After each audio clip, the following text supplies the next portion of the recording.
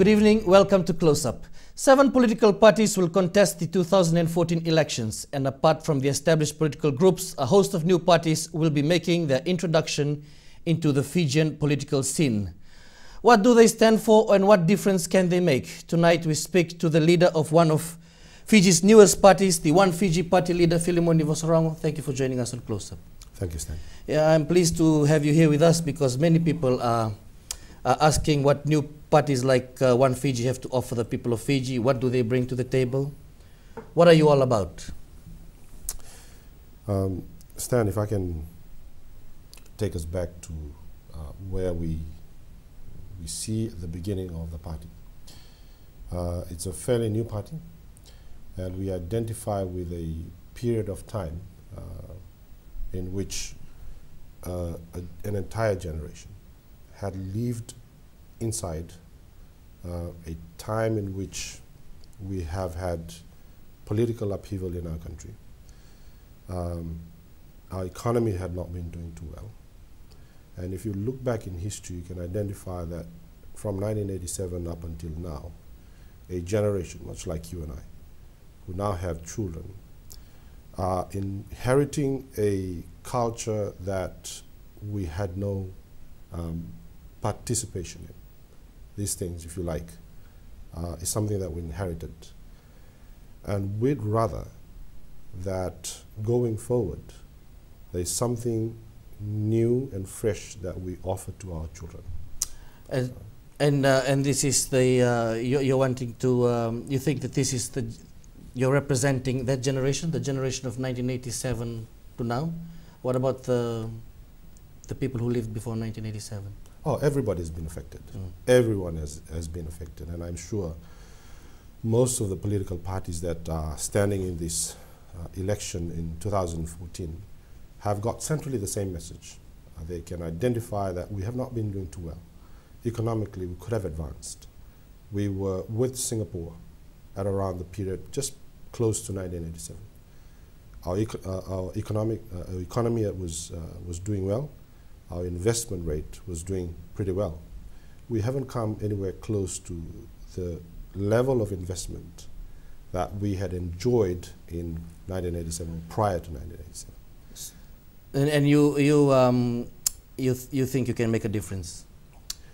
We would. Based on what? That you're just bringing something fresh to the table, or do you have the experience, the qualifications? We are a new party, and you know, with the candidates that we have fielded, none of them have had any time in Parliament in the past, so to speak. But then again, most of the other party candidates in the other parties also have not had a chance or had not had a run in Parliament. What we would like to say is, with this party there's a new initiative or new initiatives that we would want to propose that would ensure that we are, you know, we pay down our debt. All right.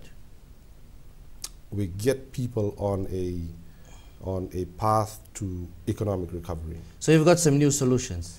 Well, that's what we're offering, or that's what we want to. All right, we'll come and discuss the new solutions, what solutions you have for the people of Fiji in the due course of this interview. Let me get back about who you are and what you're made up.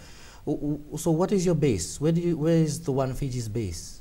When you formed this party, who made up the signatures that allowed you to stand in the 2014 elections? Who made up the signatures? Who is behind the party? Well, there was no restriction on anyone who signed up for to become the initial 5,000 plus 5 that registered the party. You'd see people of all races that registered or were part of the group that registered the party. Principally, the board got around to, and the board is a very strong faith-based board, and that is what we call in our party as the core of the party, as the base or the foundation of the party. Christian fundamentalists, or what you mean by faith Faith-based. Faith-based is what we identify to be principle and value-based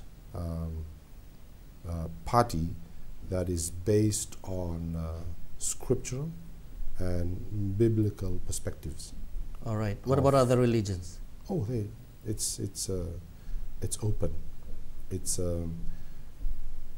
an open party for everyone to embrace. Yeah. But based on Christian principles? No, it is based on principles and values. Right? Principles and values of of any religion. You have two groups. You can either see it as a very narrow-based. You're either in Christianity or you're not. But really, principles and values go beyond that. Principles and values of love and joy and peace. It goes beyond any definition of one particular religion. And that is the thing that motivates this party. All right, because let me tell you what we've heard. In the word that came around when One Fiji came up was, this is a party that is being sponsored, supported and advised by some old hands of the former SDL party who are working behind the scenes. Can you confirm that? You mean, who do you Well, I mean, that's the word that came around, that this is a offshoot of former SDL campaigners, yeah, and who are not happy with SODELPA. So I'm asking, can you confirm that? No. There's no sponsorship of this party. This party was originally thought of, and we had begun discussion about this party in around February, March 2013.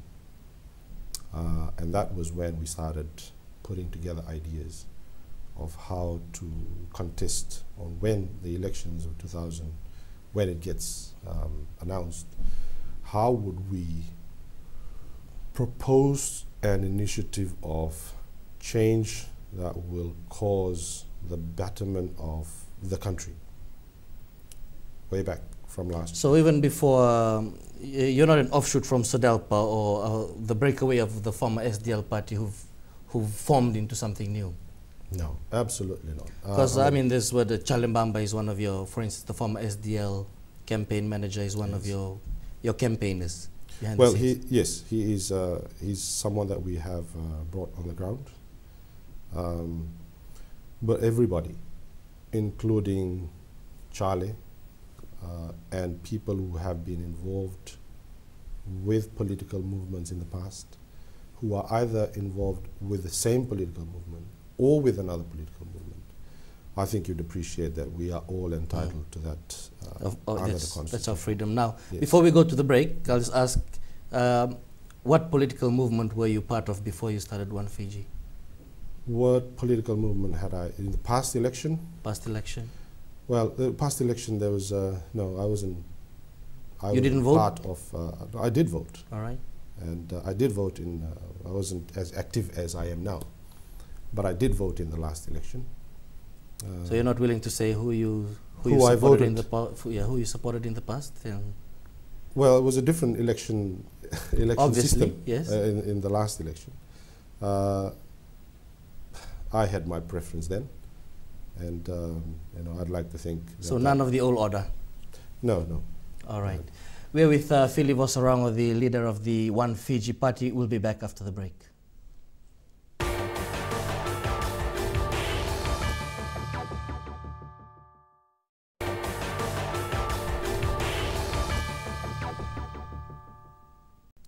Welcome back. You're watching Close Up. We're with Filimoni Vosarogo, the leader of the One Fiji Party, one of Fiji's newest political parties.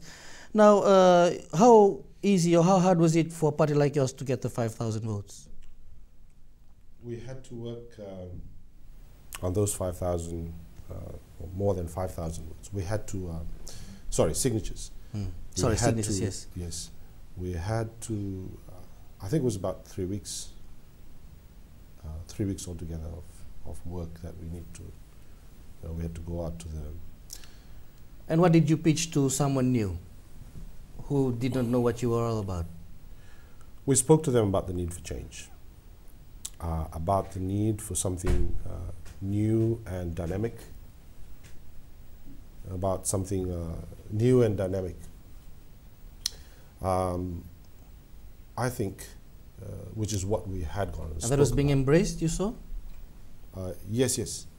Yes, what the people that we spoke to, our ground people spoke to, have all accepted that, for 2014 election to be truly and incredibly accepted elections, as I think the preference is put as many people in there and let the people of Fiji decide who they want to be their representative in the House of Parliament. All right. Now, because there's talk about what impact a party like yours will have. I mean, they sense that you just barely made the 5,000 to get in, to get registered, and among some political commentators, the assessment is that you're simply complicating the confrontation between the major political parties.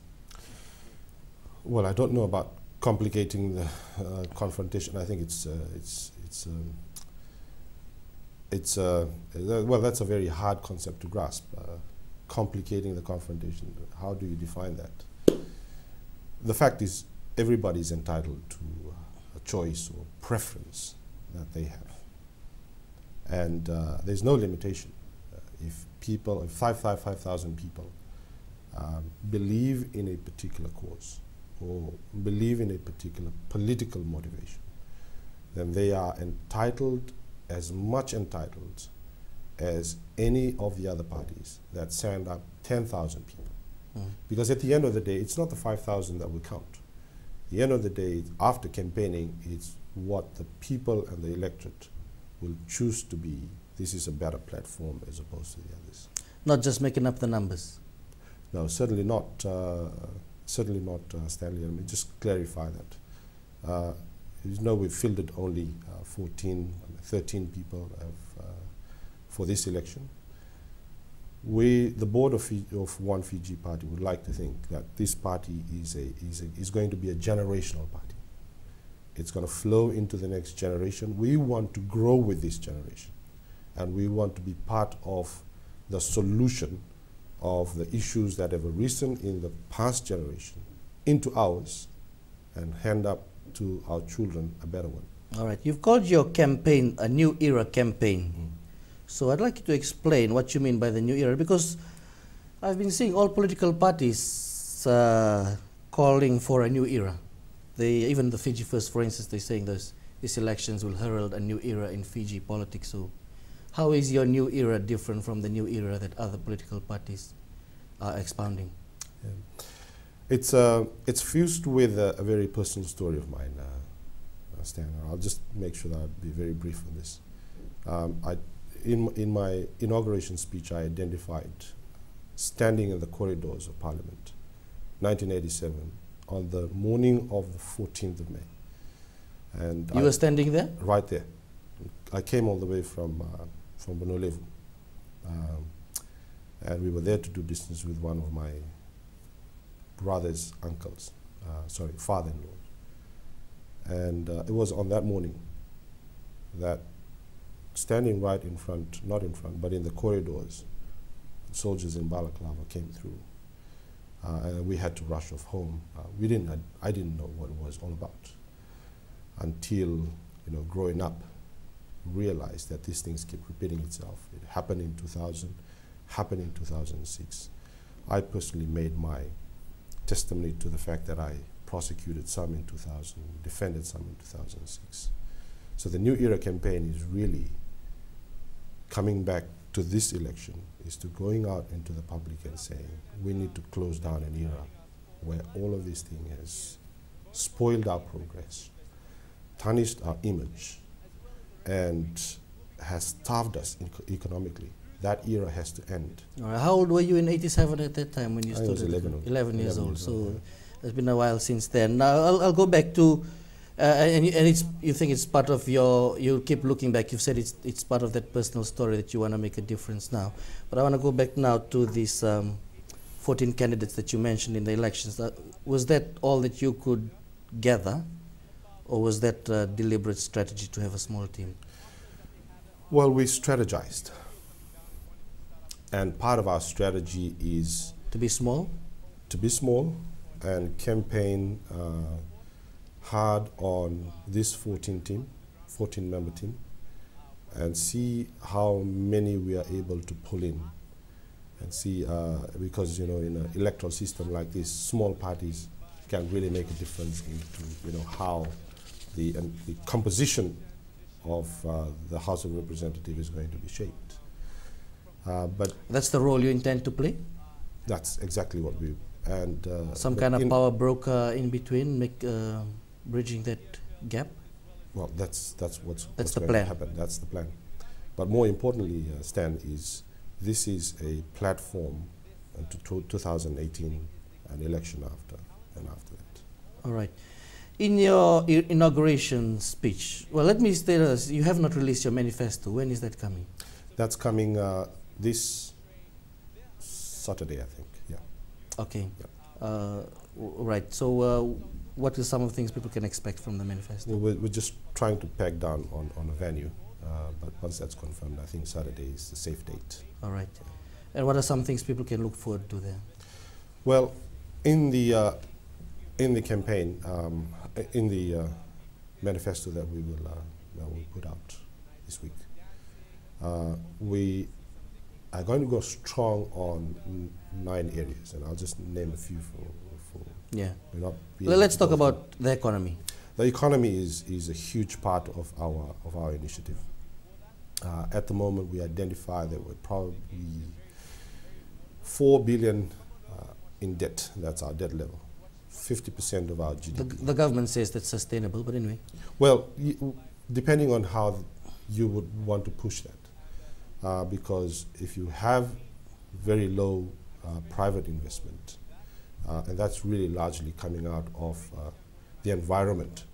You know, if you don't create a lively environment for private investment, then you're always going to have to substitute or package that in a way where there's a large chunk of public investment, and we can see that in the last 2 years. Huge borrowing, you know, we had to sustain that, but that's not going to be covered by us because the next generation will end up paying for it. All right, I'll have to go to the break now, but is the debt level sustainable as it is now, or is it not sustainable? Well, at around 49%? Yeah, at the moment, we'd like to think that we should come down to about 40%.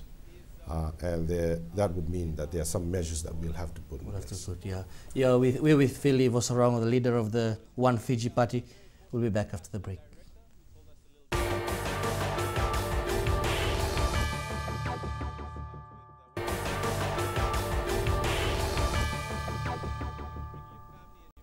Welcome back to Close Up. We're with the One Fiji Party leader, Filimoni Vosarogo. Now, in your inauguration speech, you stated that to revive the economy, the party will introduce what you called a workable economic recovery package. What's the recovery package? It's going to be made up of a 7-point immediate steps that the party would propose in the House of Rep. And the first and foremost of that would be identifying areas in which there is expenditure in government and seeing a way in which we can stop that expenditure or stall that expenditure.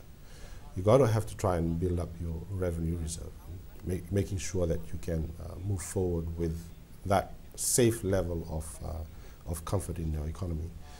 But there has to be an ingredient of a boost in various sectors of our economy. Let me just identify a few. We have to go big, and I mean real big, on rural-based agricultural and marine cultural program. This has to be coupled by huge... And the government, this government has not done that? Well, sugar has declined. Mining is stalled.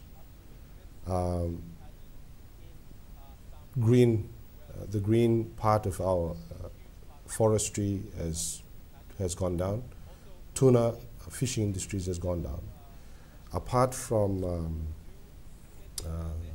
was one area that was, but largely these primary industry areas or industries have really taken a decline in the past few years.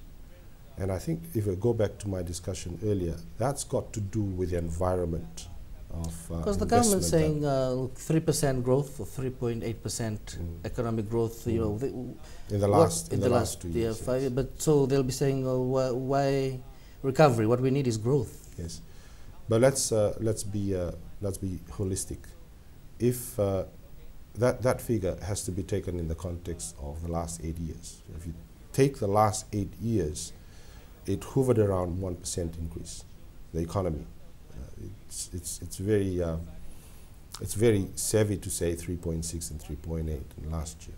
If you take the entire period of since 2006, it doesn't add up. You're looking at 1% increase in the economy. You also have an interesting proposal on value-added tax. What is your proposal? Stan, if you obviously you've read the part of the speech in which I brought this as an issue. We have to look at not just the poor of the society. We have to look at the country as a whole. That's why we had called in our speech. We had called for sacrifice. We called for sacrifice. And sacrifice means, and we're asking people, look, let's identify your normal household items. Right? Let's put a VAT-free tag on that. But for everything else, let's maintain it at 15. And the reason why that needs to be maintained at 15 is people who can afford it continue to pay for it. At the same time, you're not really doing a huge reduction on your VAT component, you know, the monies that you're getting from VAT. That will continue to pay, you know, use to pay down our debt. So you're not reducing VAT? Well, it's a part and part solution. What we're saying is we identify your common household items. You're trying to find the middle ground. Yes, but at the same time, continue to provide VAT on the non-essential items, so that we don't lose too much of that revenue and try and plug it from somewhere else. Because I found that a very brave proposal to be taking to the public, asking them to make a sacrifice. So a lot of people will say, Mr. Vosarogo, we are already sacrificing. You're asking us to sacrifice a bit more? Well, as I said, Stan, we got to be projecting things not from our perspective. We got to be projecting things from future generations, right? That's why we're saying, look, if we are alive today, right, and we have a moral duty to those whom we have fathered and mothered, still growing up, is to hand them over a baton or a country that is much better than the one that we found, or the one that we now have. That's part of the social, that's part of the proposal that we're saying, is a call to a form of national sacrifice. No, not for the future. It's not going to be eminent for us. It's going to be for the children and our children's children. As an indigenous Fijian, you would know the issues of land. Yes. I mean, everyone in Fiji, you can't pass it. Now, you made the comment that the focus should be on the economic viability of land rather than to dwell on the issue of the rights to land. So is that your focus? You don't think, like certain parties at the moment, that Itauke rights to land are under threat? That's a non-issue at the moment? Itauke rights to land is under threat? No. We are not going to be we're not going to be drawn into the issue of whether Fijian land is secure or not. Fijian land is not secure. Fijian land is secure. You run your entire campaign on just trying to figure out who has the right and whether the right is intact. Whether there is enough protection. Yes. We'd like to take this campaign on one higher note, one level up. And we would be going to the electorate and saying, look, rather than focus your energy on trying to ascertain whether your rights is secure, whether your rights is not secure, why don't we dwell and spend energy and time discussing about how we can work out that land right that you already have. Make things viable. how government can assist and subsidize on a roll-out program in the rural areas where there is a lot of emphasis on production, right? On production rather than spending time on... So a different focus. A different focus. You know, you lift your game. Yes. That's what we're saying. And you also mentioned that the party will rebrand land usage that will focus on rural farming initiatives. Yes. And talk about it. And I thought about it, this is more or less the land bank. No. Land bank has got a wholly different philosophy. The land bank is something that we've also identified that has to go, because the land bank removes the landowners from that relationship. It takes government and the lessee, whoever is going to come in. Very quickly, how is yours different? Well, what we want is to boost the mechanism within native land transport, within Itaukei land transport. Give it the commercial vibe that would ensure that they perform this on, because they are the trustees of the land. And they got to see things from a very commercialized perspective. And we move the focus of native land transport away from just being a very traditional based institution to now a very commercialized based constitution. Go big on that too. Okay. Mr. Vosarogo, we've run out of time. I would have loved to have continued this discussion with you, but thank you for joining me on Close Up. Thank you, Stan.